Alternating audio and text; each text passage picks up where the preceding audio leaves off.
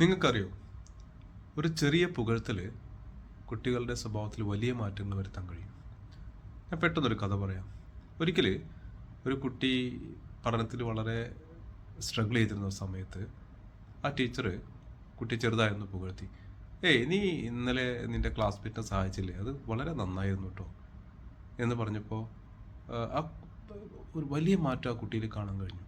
അതായത് ആ കുട്ടി പഠനത്തിൽ കൂടുതൽ ഫോക്കസ് ചെയ്യുകയും ടീച്ചറെ കൂടുതൽ ഇഷ്ടപ്പെടുകയും അങ്ങനെ മൊത്തത്തിലുള്ളൊരു ഇമ്പ്രൂവ്മെൻറ്റ് ആ കുട്ടിയിൽ കാണാൻ കഴിഞ്ഞു.